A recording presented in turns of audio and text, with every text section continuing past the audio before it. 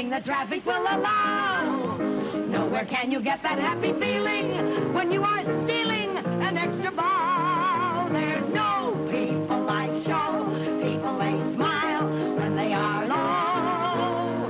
Even with the turkey that you know will blow. You may be stranded out in the cold. Still you wouldn't trade it for a sack of gold. Let's go on with the show. The costume, the scenery, the makeup, the props, the audience that lifts you when you're down. The heartache, the headache, the backache, the flop, the sheriff who escorts you out of town. The sawdust and the horses and the smell. The towel you've taken from the Knickerbocker Hotel. Aye, the wicked eye is hell. There's no people like show. People, they don't run out of dough. When we were kids, they told us we would not go far. Them tops in Eva opened, and there you are. Next day on our dressing room, they hung a star. Let's go on with the show. Let's go on with the show.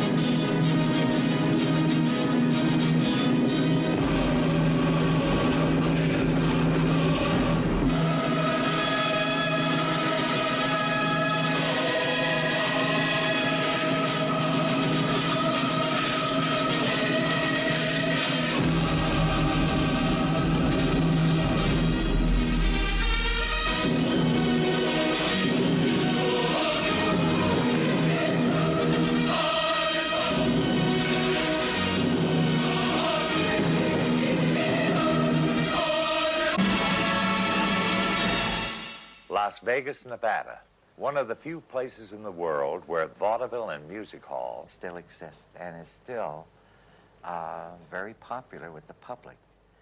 But it's something that doesn't exist in other cities, and I think it exists here because of the gambling aspect and the casinos and the sort of bigger-than-life, make-believe glamour that is created here in Las Vegas by these super hotels, and each one in it tries to outdo the other and becoming more garish and more pretentious, and it's all sort of make-believe.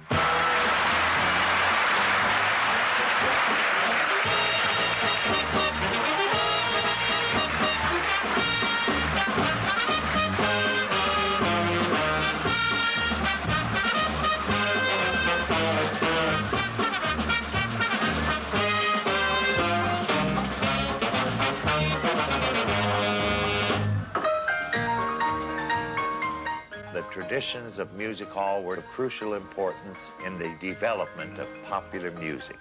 I was weaned on music hall. My father used to play in theaters where the orchestra would provide an instant soundtrack for the silent movies. And in between the film presentations, they always had a vaudeville show.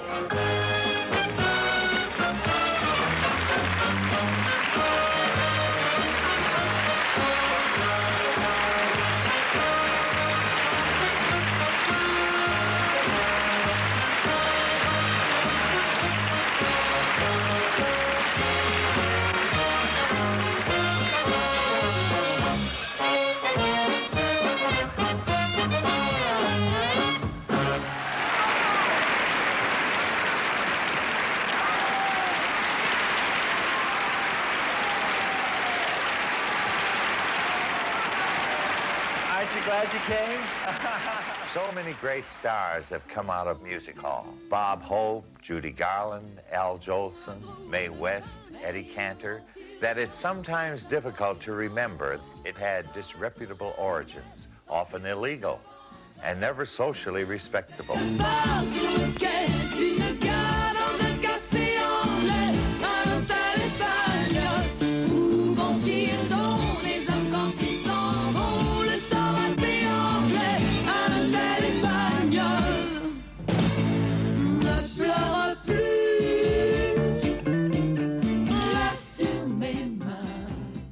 Well, any theater you go into can be a vaudeville theater. If there's room enough for an orchestra and it has a stage, it's a vaudeville theater. You make any theater a vaudeville theater.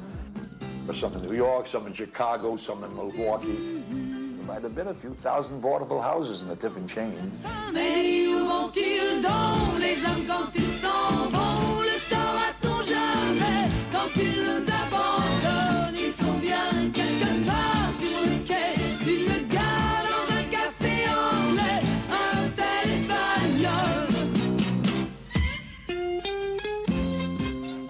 Regular theater, except that each act was an entity by itself. There'd be a dramatic act, there'd be a juggler, and then there'd be perhaps a great vocalist, then there'd be a magician, then there'd be an animal act.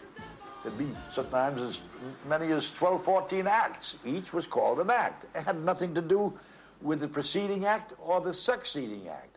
It stood on its own and had to do well, or else they couldn't get booking. Beams around all this rising damn bit of this bleeding place. But music hall, as a term, means what it says. A hall, originally a drinking room at the back of a tavern in which music was performed. The act has to compete against the drinking. From this atmosphere came numerous offspring: variety, vaudeville, burlesque, and music hall. But all those descriptions mean more or less the same thing. They had in common that they were the very first presentation of popular song by popular singers for financial gain.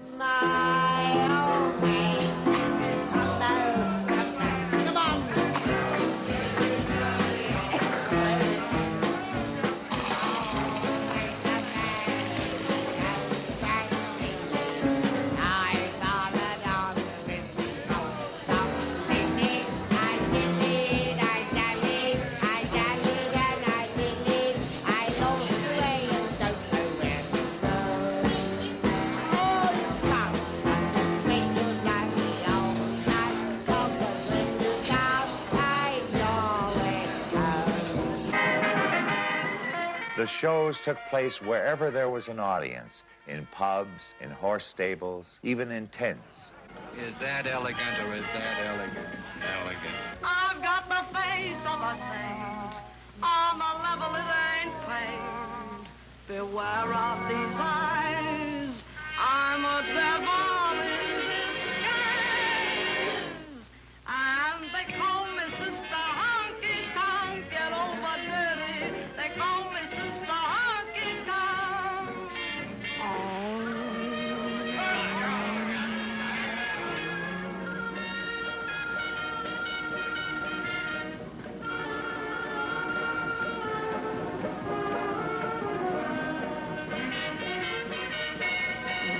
It's fire and it's flame, so be careful on this thing.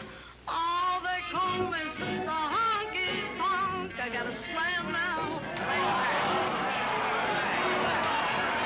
Making myself clear, boys?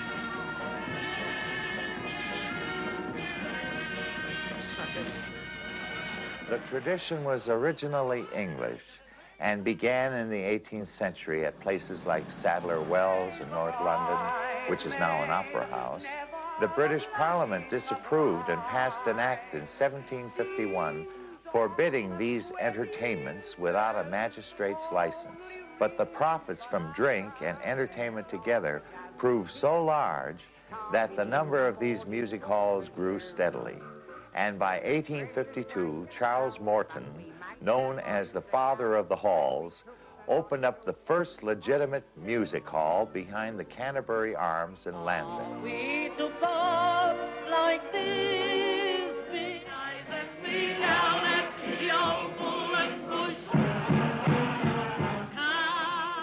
the entertainment which these halls provided had certain themes in common, of which the most popular was drinking. Since the performer had to fight against the customer's obsession with booze, why not sing about it? Most famous of the drinking song brigade was George Leyburn. He worked his way through an entire wine list. Champagne Charlie is my name. Others sang about the drinking houses themselves. This famous English melody is set to the tune of a German drinking song, which was actually written by an American.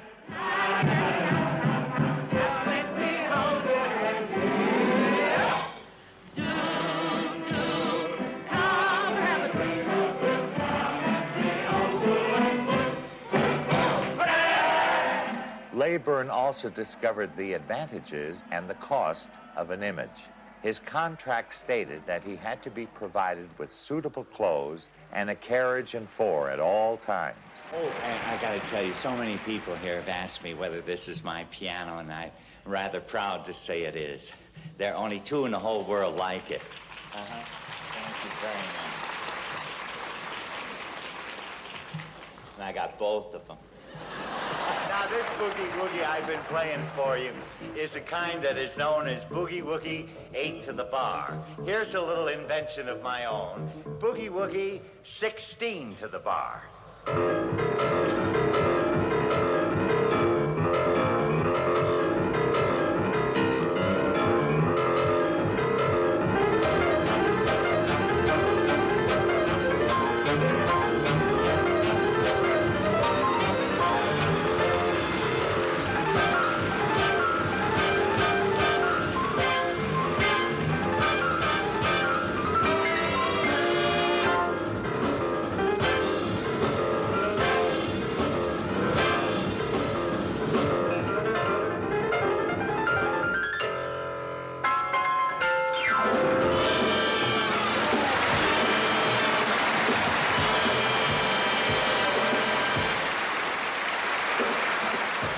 You know I love clothes. These are some of my street clothes.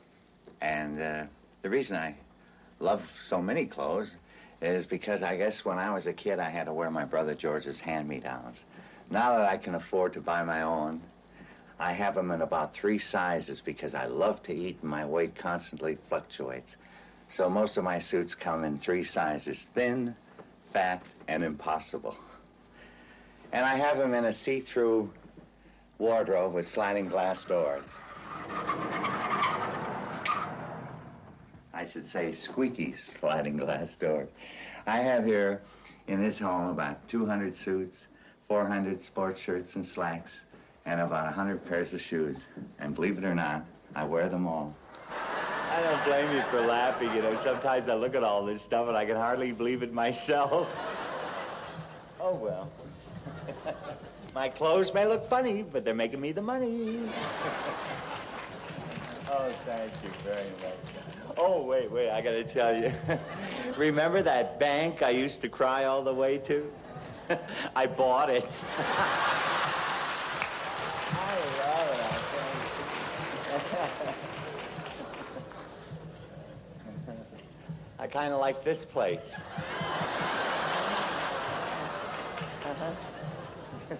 We'll see. Okay, this is for the newlyweds, who incidentally, ladies and gentlemen, are a most unusual couple. I understand it's the second time around for both of them. She's 65, and he's 71, and they've requested a very beautiful song. It's impossible. The next important theme was empire, and a belief in the imperial destiny, English, American, or whatever. It didn't seem to matter much.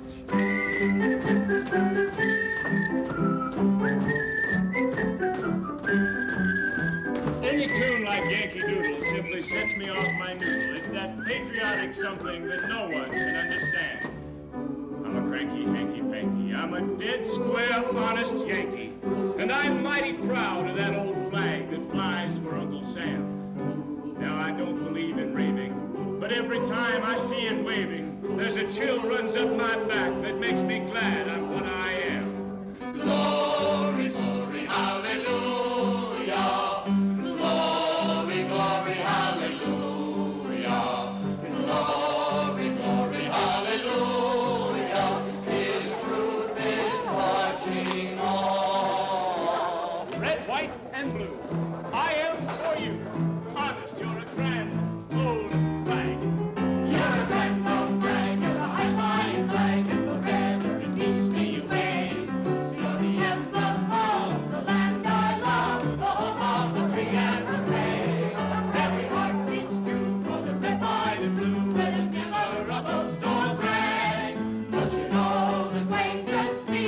forgot, keep your eye on that grand old man.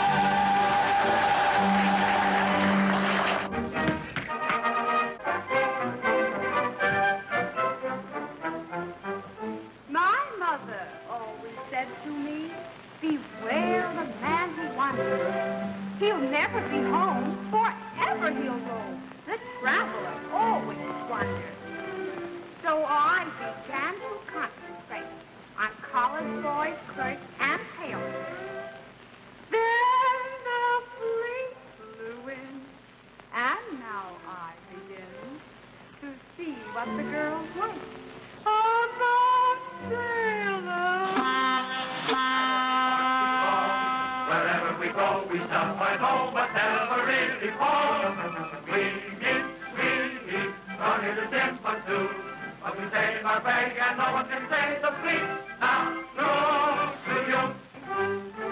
Now this Jack from the flagship, and I give you this tip as a sweetie. Oh, that boy's so wow.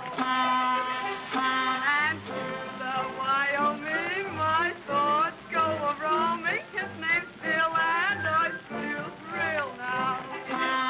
Now there's Tim from Chicago, off the old Colorado, also George from the Utah, but I can't put a label on the shore. That I have ships or ships that I have missed, but I'm through to the Navy now.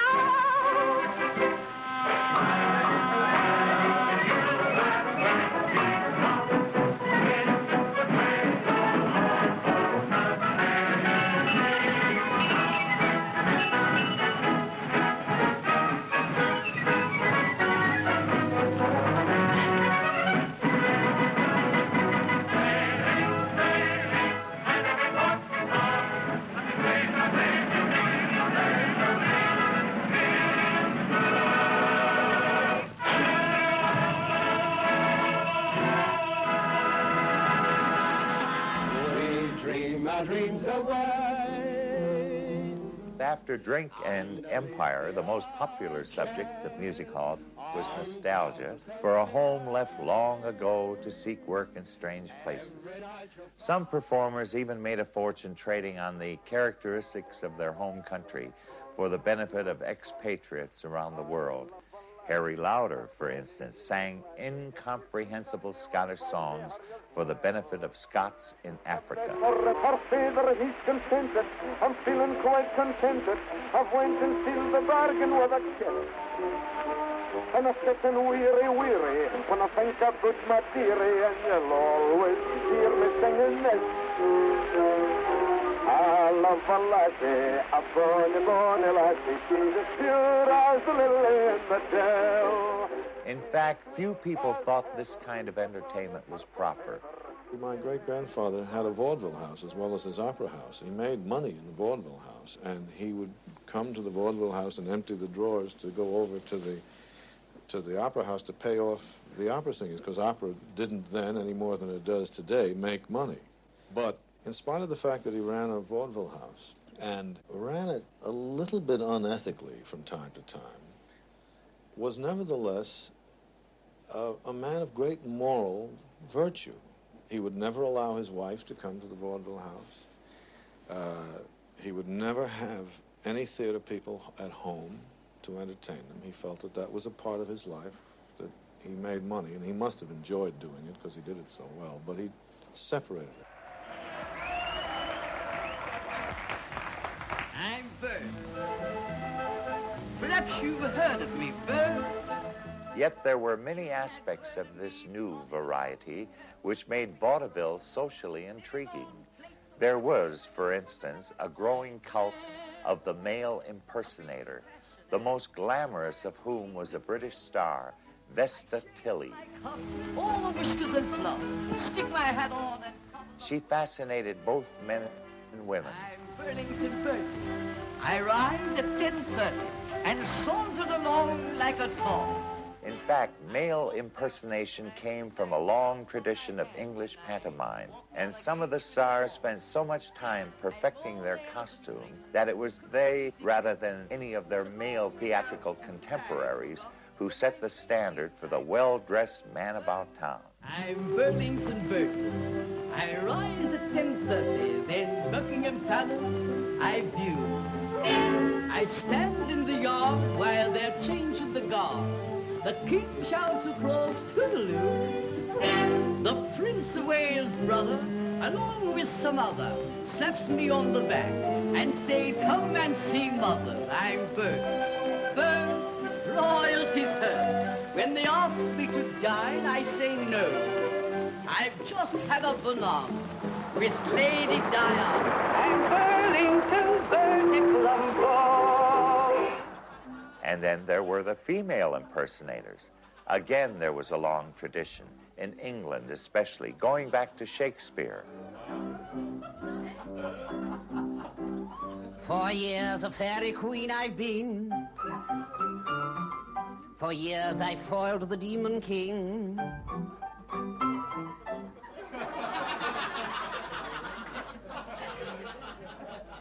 But alas, I'm getting on, the years have flown somehow, and I feel that Fairy Snowdrop isn't wanted now.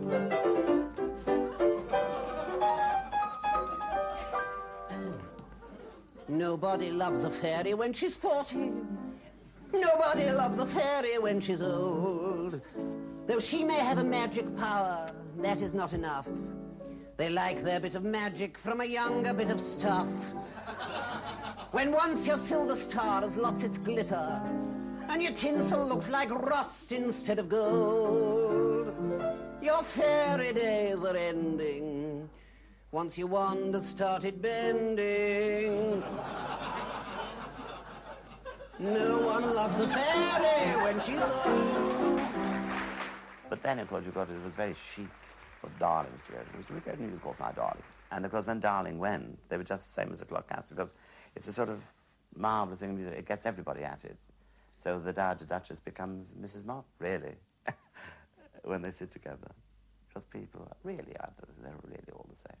They just sound different. My sister Sue was always such a silly little loon. She never really understood the proper way to spoon. Her young man asked her recently to sit upon his knee.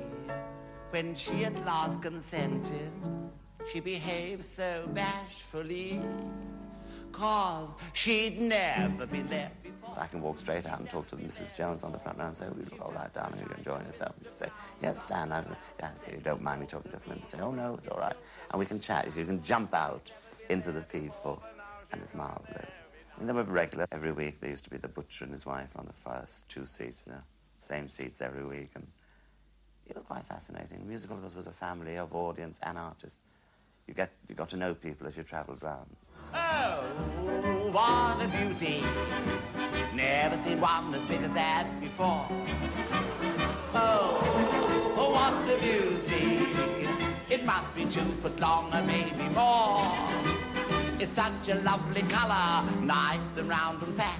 I've never seen a mirror quite as big as that. Whoa, what a beauty. I've never seen one as big as that before. There's always a very closeness, a bond between audience and artist. The audience make immediate contact with you. You are them.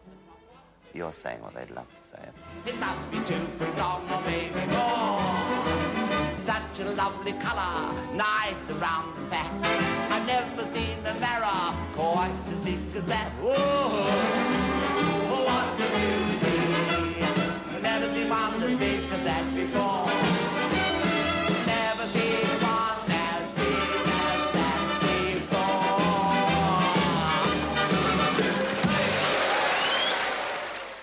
Audiences came to identify with their favorite singers, just as singers had become identified with their most popular song. I wonder who's teaching her how. I wonder who's looking into her eyes, breathing sighs, telling lies. I wonder who's by the wire. the lips that I used to call mine. Why, I just wonder if she ever tells him of me. I wonder who's kissing her now. Tiptoe to the window, by the window, that is where I'll be. Come tiptoe through the tulips with me. Yes, tiptoe from your pillow to the shadow of a willow tree, and tiptoe through the tulips with me. Knee deep in flowers we'll stray, we'll keep the showers away, and if I kiss you in the garden, in the moonlight, will you pardon me? Come tiptoe through the tulips. Later on, this tradition reached a climax with Edith Piaf. You knew she had suffered and you identified with it. She had been abandoned as a baby, blinded as a child. Her first lover had been murdered. She was involved with the resistance in World War II. She'd taken drugs and alcohol in great quantities. And all of this you heard in her voice and in her songs, and you loved her because of it. Non, rien de rien. Non, je ne regrette rien. Ni le bien qu'on m'a fait, ni le mal, tout ça m'est bien égal.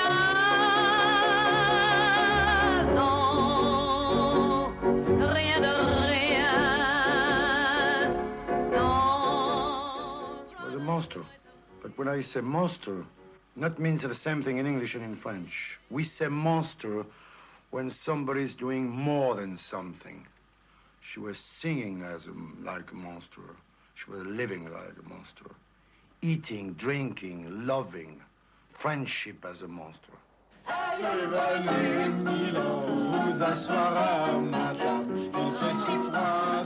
Non, arrêtez le massacre. Oh non, je vous assure que cette chanson est très belle. C'est une chanson dramatique et ça n'a aucun rapport avec ce qu'ils viennent de faire.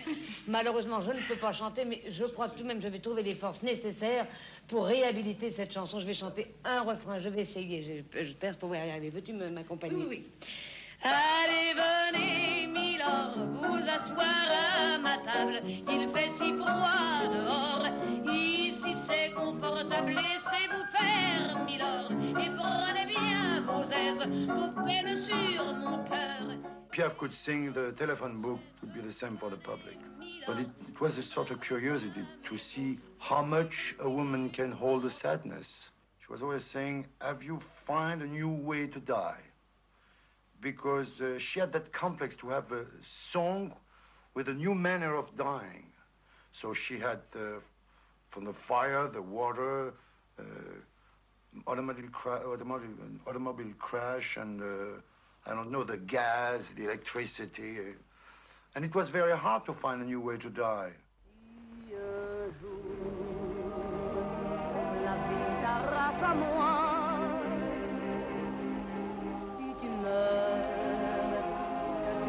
Loin de moi, je m'aborde.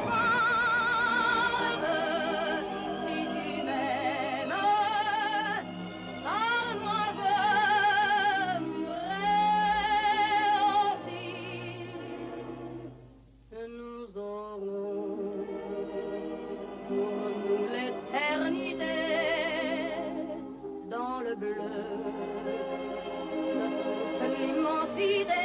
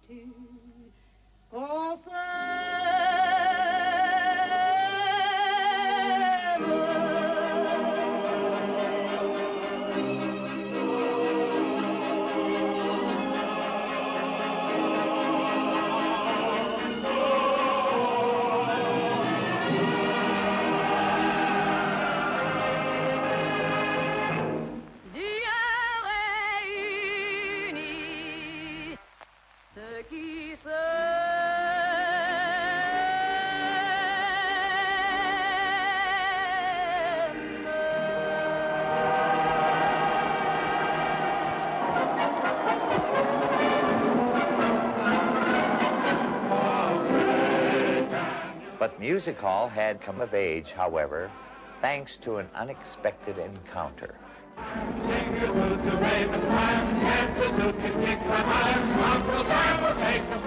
It was King George V who decided that for his coronation festivities, he would have not just the usual command galas at Covent Garden, but a royal variety show which was finally held at the London Palace Theatre on July 1st, 1912.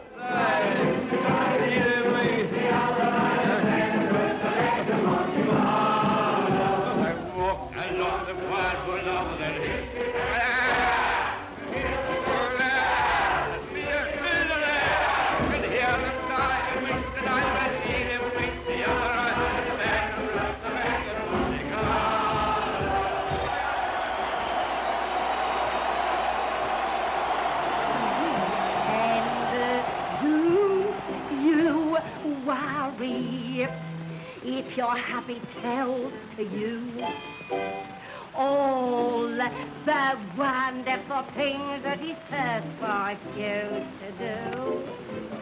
Don't start crying. If you do, you are upset. Grab him by the whisker, swing him round the room and say, did you pass? Why, Well, it's a great big shame, and if she belonged to me, what little hour will? Nagging at a fella what is 6'3", and her only 4'2". Hadn't been married not a month nor more, when underneath her thumb goes Jim. How isn't it a pity as the likes of her should part upon the likes of him?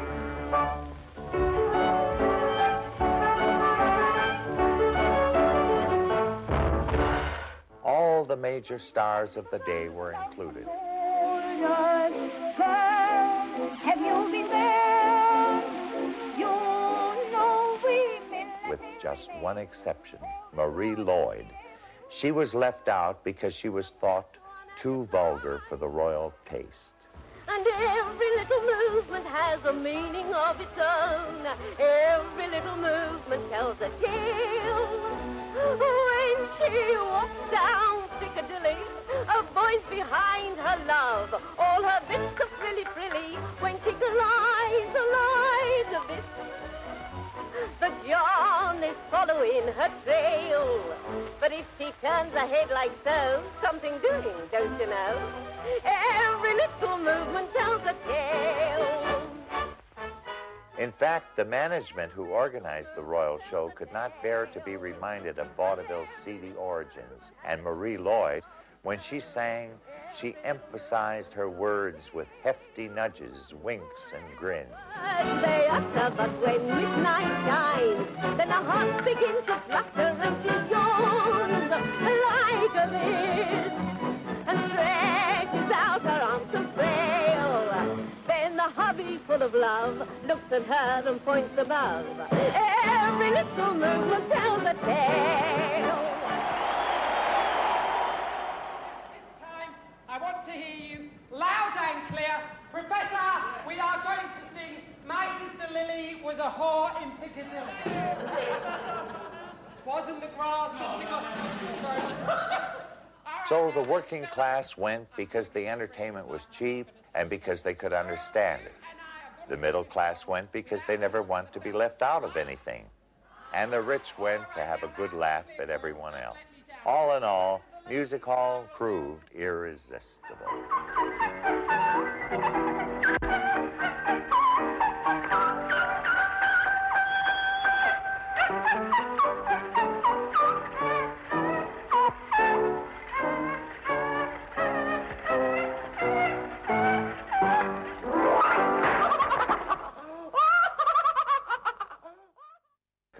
Although there was no comparable tradition of drinking houses with entertainment as in Britain, there was the same need for spontaneous backstreet entertainment. Apart from itinerant players, the first such entertainers to organize themselves had been the white nigger minstrels. The fun will try, all the bells will ring.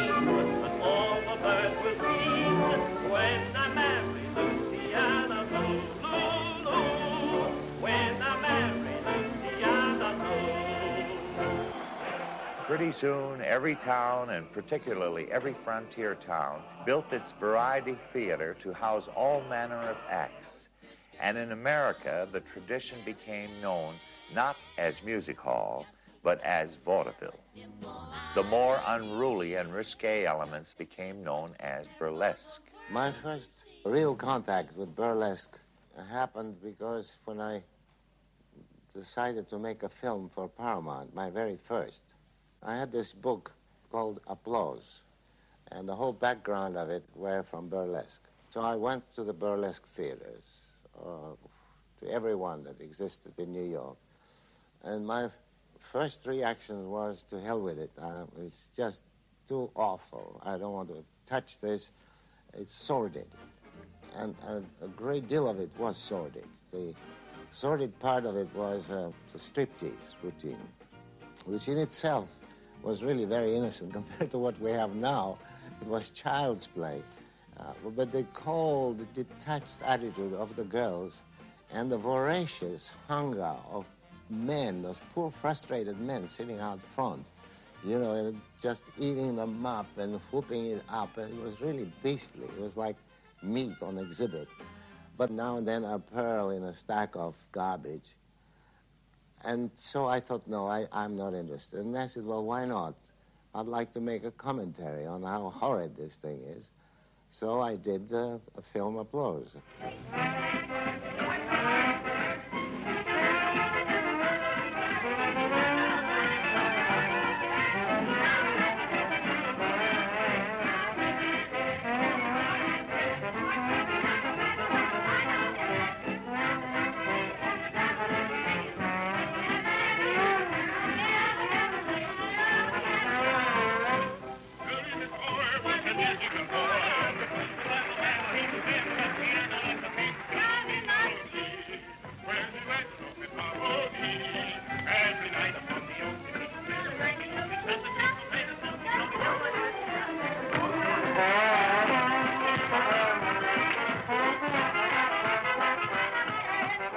Burlesque had always received an endless supply of new songs because Tin Pan Alley had used the vaudeville circuit to promote its latest products. But by the 1920s, vaudeville was facing increasing competition from new inventions. The phonograph record and radio could and did promote songs faster and more effectively than vaudeville. Dark, and you make what I call it a pet. It's a lipstick here, it's a lipstick there. You don't get it from me, it's spaghetti. Oh, you say goodnight about a...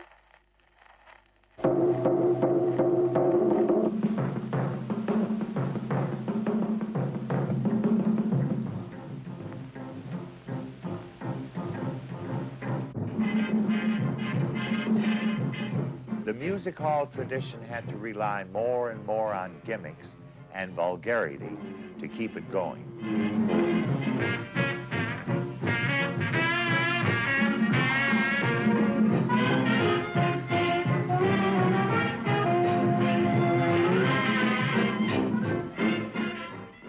Of course, it was still a wonderful training ground for stars who became famous in other media, like Bob Hope, Eddie Cantor, and Rudy Vallee, even Marlene Dietrich.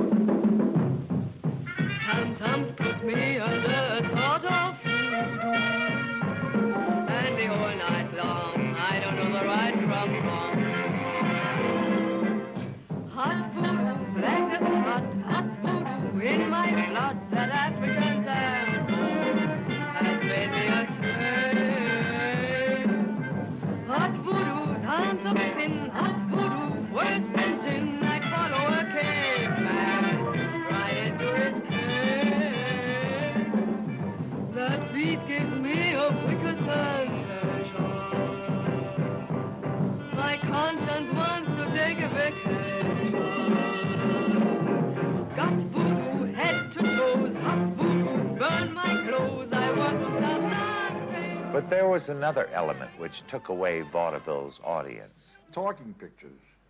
Didn't stand a chance.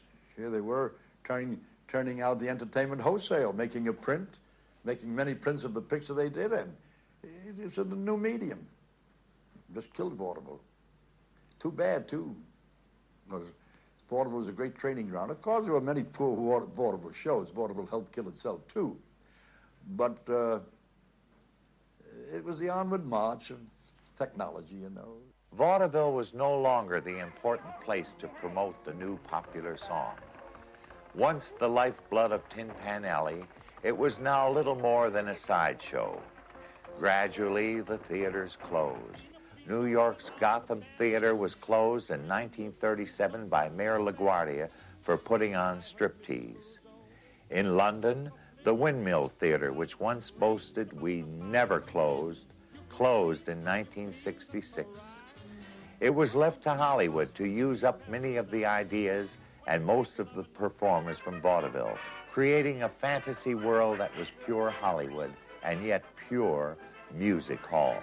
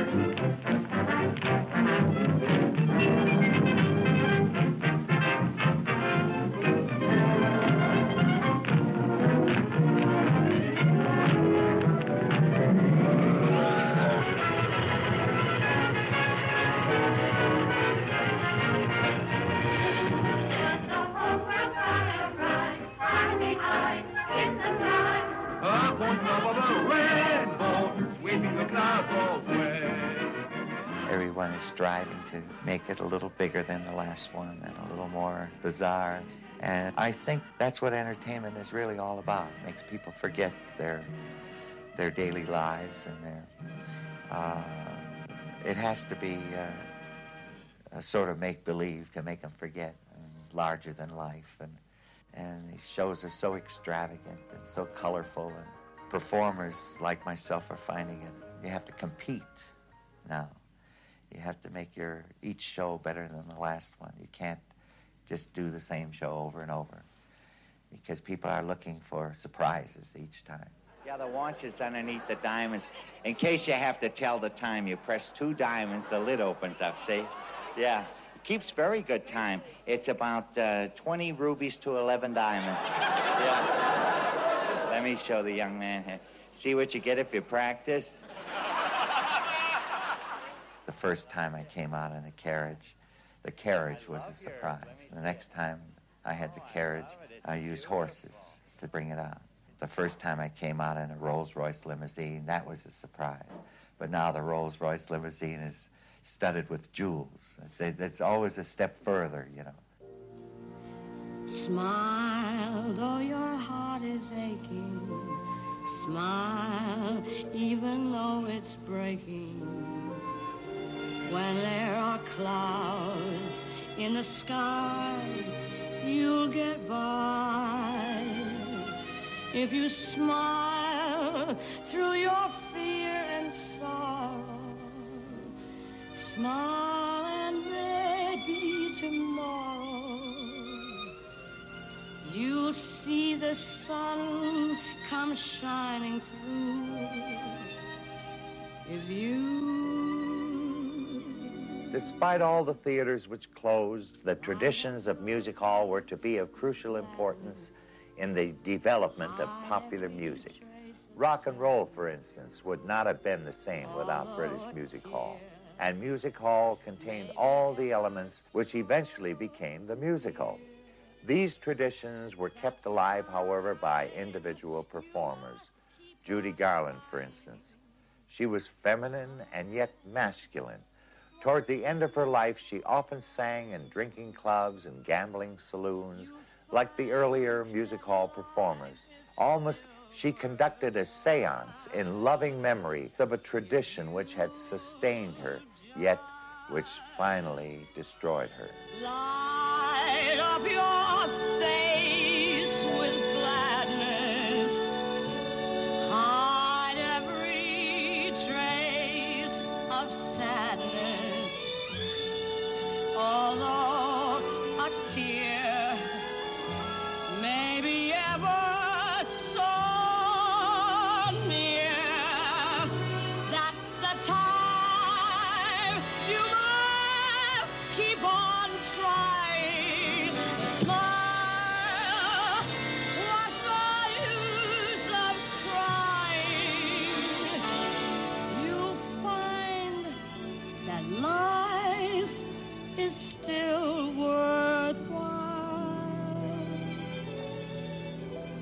if you just